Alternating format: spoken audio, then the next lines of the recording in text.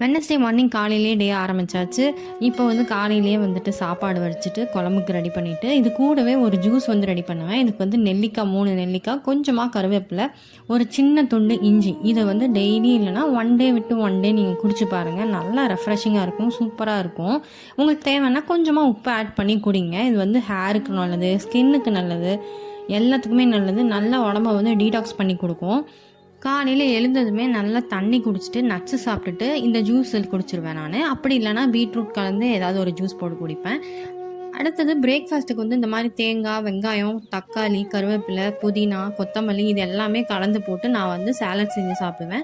இது வந்து பச்சை பயிர் வந்து முளைக்கட்டி வச்சு நான் செஞ்சுருக்கேன். இது கூடவே சால்ட்டு, பெப்பர் அதை 2 ஆட் பண்ணி நல்லா வந்துட்டு மிக்ஸ் பண்ணி விட்டுட்டு நான் சாப்பிட்ருவேன். அவ்வளோதான். இது வந்து ட்ரை பண்ணி பாருங்கள், அவ்வளோ சூப்பராக இருக்கும். நீங்கள் இந்த வேக வச்சுலாம் சாப்பிடணும்னு அவசியமே இல்லை.